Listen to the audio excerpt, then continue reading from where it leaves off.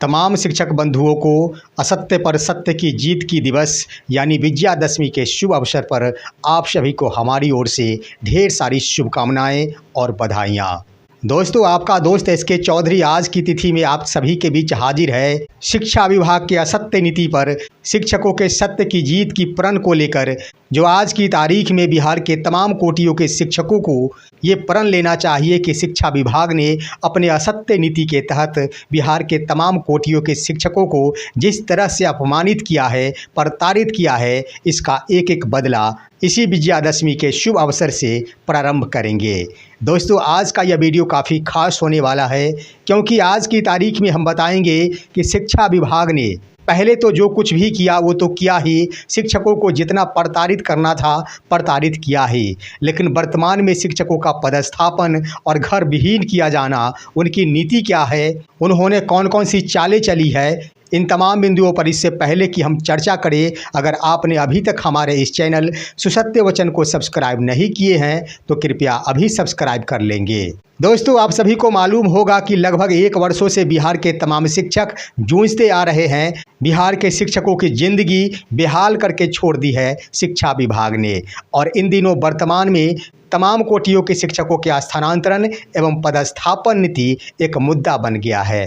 एक से बढ़कर एक विद्वान शिक्षकों की ओर से स्थानांतरण एवं पदस्थापन नीति का अपने अपने नज़रियों से वर्णन किया जाता है, लेकिन आज हम बताएंगे कि आखिर शिक्षा विभाग ने जो स्थानांतरण एवं पदस्थापन नीति तैयार की है उनका मूल उद्देश्य क्या था। दोस्तों, आप जान लें कि पदस्थापन एवं स्थानांतरण नीति सिर्फ व सिर्फ एक राजनीतिक मुद्दा, वोट बैंक और शिक्षकों को कई भागों में विभक्त करने की एक नीति रही है।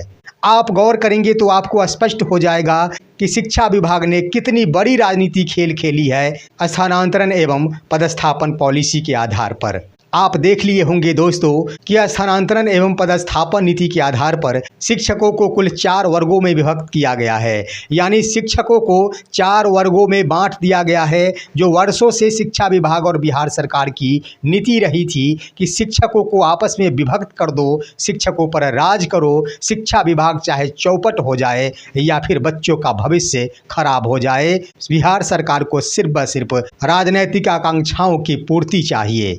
दोस्तों, आपने देख लिया होगा कि महिला शिक्षिकाओं को बिहार सरकार और शिक्षा विभाग द्वारा स्थानांतरण हो या फिर पदस्थापन हो, इसमें राहत प्रदान की गई है। पूरे बिहार में अगर तमाम कोटियों की शिक्षकों की अगर गिनती की जाती है तो इनमें शिक्षकों की संख्या लगभग 6 लाख होती है। 6 लाख शिक्षकों में 1 लाख वैसे शिक्षक होंगे जिन्होंने वर्तमान में सक्षमता परीक्षा में शामिल नहीं हुए हैं, और 1 लाख वैसे शिक्षक होंगे जो कि नियमित कोटि के शिक्षक होंगे। दोस्तों, 2 लाख शिक्षकों की संख्या को अगर घटा दिया जाए तो शेष बच जाते हैं 4 लाख शिक्षक। अब 4 लाख शिक्षकों में दोस्तों 60% संख्या है महिला शिक्षिकाओं की। 4 लाख शिक्षकों में लगभग 2.5 लाख शिक्षिकाएं हो जाएंगी और बच जाएंगे 1.5 लाख पुरुष शिक्षक।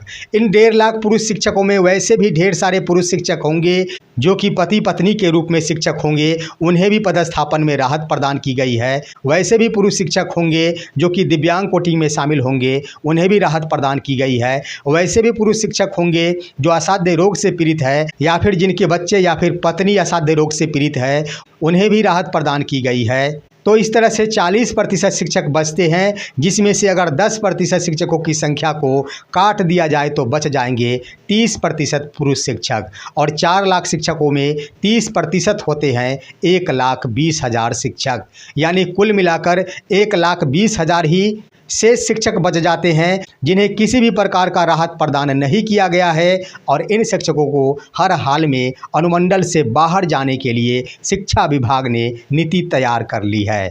यहाँ पर गौर करने वाली बात ये है दोस्तों कि आपने देख लिया कि कोटि कोटि में बांटकर अधिक से अधिक संख्या वाले शिक्षकों को राहत प्रदान की गई, और ऐसा खेल खेला गया कि तमाम पुरुष शिक्षकों को कहीं का नहीं छोड़ा गया। उन्हें ना तो आवाज़ें उठाने के लिए छोड़ा गया और ना ही विरोध करने के लिए छोड़ा गया। आखिर पुरुष शिक्षक करेंगे तो क्या करेंगे? जरा सोचिए कि पुरुष शिक्षकों के लिए है कोई महिला शिक्षिका जो आवाज़ें उठाएंगी? कदापि नहीं उठाएंगी, क्योंकि उनकी इच्छा भी होगी कि मैं आवाज़ उठाऊं तो अंदर से ये डर लग रहा होगा कि ऐसा ना हो कि हमारी राहत ही समाप्त कर दिया जाए। जरा सोचिए कि अन्य पुरुष शिक्षकों में जिन्हें राहत प्रदान की गई है, क्या उनकी ओर से पुरुष शिक्षकों के लिए आवाज़ें उठाई जाएंगी? कदापि नहीं। उनके मन में भी यह डर समा चुकी है कि अगर हम आवाज़ उठाते हैं तो हमारी भी राहत समाप्त की जा सकती है। इस तरह से सिर्फ ब सिर्फ शिक्षकों को विभक्त किया गया है, शिक्षकों को कई वर्गों में बांटा गया है। अब सवाल उठता है कि आखिर शिक्षकों को बांटने का कारण क्या है? क्या दुश्मनी है शिक्षकों के साथ? क्या पुरुष शिक्षकों के साथ कोई दुश्मनी है शिक्षा विभाग की? क्या पुरुष शिक्षकों के साथ कोई वैर की भावना है बिहार सरकार की? दोस्तों, कहीं से कोई दुश्मनी नहीं है, कहीं से कोई वैर की भावना नहीं है। हम बता दें कि सिर्फ ब सिर्फ वोट बैंक का कार्य किया गया है। अधिक से अधिक वोट कैसे प्राप्त हो सके, बस इसी को ख्याल रखते हुए ट्रांसफ़र एवं पोस्टिंग नीति तैयार की गई है। आज की तारीख में सिर्फ ब सिर्फ 30% शिक्षकों को ही राहत प्रदान नहीं की गई है, बल्कि 70% शिक्षकों को राहत प्रदान कर दी गई है। स्वाभाविक है, सरकार की यह मंशा है कि 70% वाले निश्चित रूप से हमें समर्थन करेंगे, हमें अपना बहुमूल्य वोट देंगे।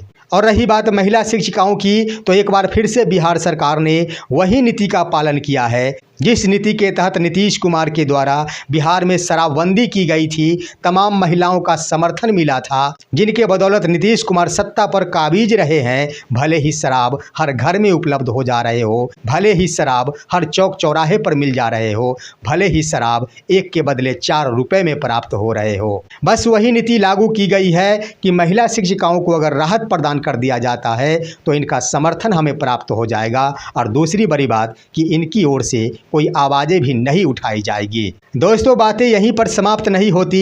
स्थानांतरण एवं पदस्थापन नीति में नियमित शिक्षकों और बीपीएससी के माध्यम से बहाल शिक्षकों के लिए यह प्रावधान किया गया है कि वो अगर विकल्पों का चुनाव नहीं करते हैं तो उन्हें मूल विद्यालय में ही पदस्थापित रहने का अवसर प्राप्त हो सकता है। हम सवाल करना चाहते हैं कि कितने प्रतिशत ऐसे बीपीएससी के माध्यम से बहाल शिक्षक होंगे जिन्हें निकट का विद्यालय प्राप्त हुआ होगा। ये उन शिक्षकों की किस्मत की बात होगी जिन्हें निकट का विद्यालय आवंटित हो गया होगा और वो उस विद्यालय में कार्यरत होंगे। हम तो कहते हैं कि 98% शिक्षकों का विद्यालय सुदूर इलाकों में आवंटित किया गया है। इसी परिस्थिति में आखिर उन्हें कैसे राहत मिल सकता है? क्या 2% शिक्षकों को राहत मिल जाने से बीपीएससी से बहाल शिक्षकों को राहत मिल जाएगी? बीपीएससी के माध्यम से बहाल पुरुष शिक्षकों के लिए भी वही समस्या है जो कि सक्षमता उत्तीर्ण शिक्षकों के पास समस्या विद्यमान है। और रही बात सक्षमता परीक्षा नहीं देने वाले शिक्षकों की, दोस्तों एक बात याद होगा कि जिस तिथि को स्थानांतरण एवं पदस्थापन पॉलिसी जारी किया गया था, उसी तिथि को एसीएस डॉक्टर एस सिद्धार्थ द्वारा ये बयानें दी गई थी कि जो भी ट्रांसफ़र एवं पॉलिसी नीति तय की गई है वह नीति फिलहाल स्थानीय निकाय के शिक्षक जिन्होंने सक्षमता परीक्षा नहीं दी है उन पर लागू नहीं होता है। उनका कहना था कि फिलहाल उन पर लागू नहीं होता है।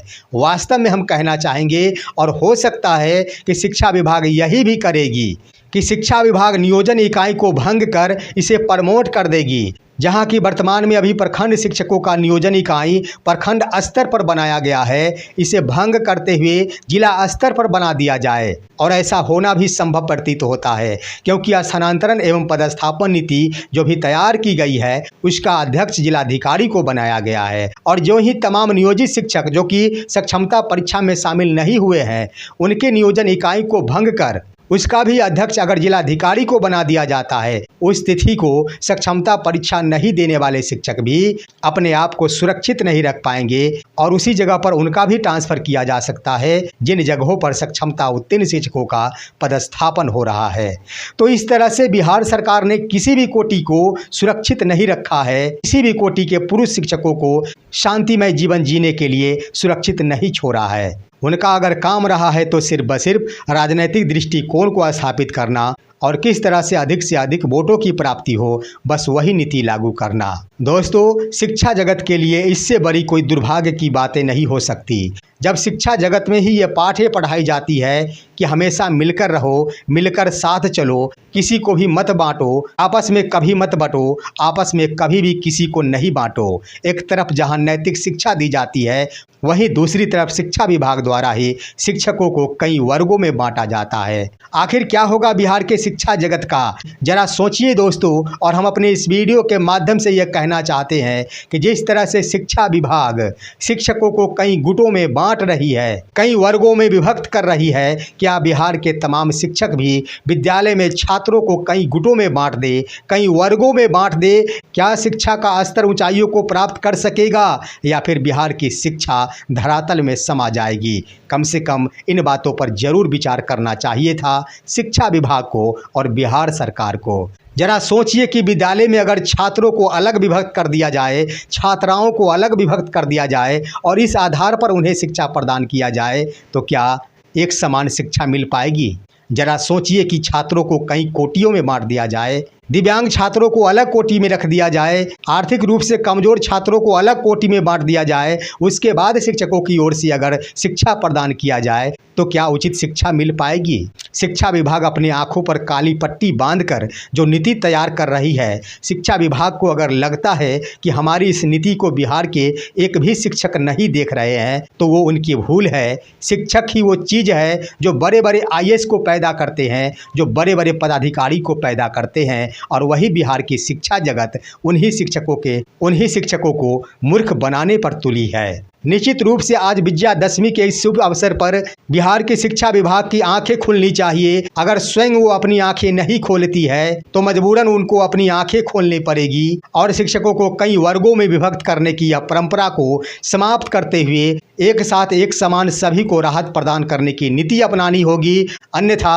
विजयादशमी के शुभ अवसर पर तमाम बिहार के सभी कोटियों के शिक्षक यह प्रण लेंगे कि चाहे जैसे भी हो, असत्य पर सत्य की जीत हम लेकर रहेंगे, इसके लिए जो भी कुर्बानियां देनी पड़े। फिलहाल आज की खबर बस इतना ही, लेकिन आप सभी के लिए मंगल कामना के साथ कि विजयादशमी के शुभ अवसर पर असत्य पर तमाम शिक्षक जीत हासिल जरूर करें। इसके लिए जिस हद तक शिक्षकों को कुर्बानी देनी पड़े, पीछे नहीं हटेंगे। आज बस यहीं तक और अब दीजिए अपने ही दोस्त SK चौधरी को इजाज़त। जय हिंद, जय भारत।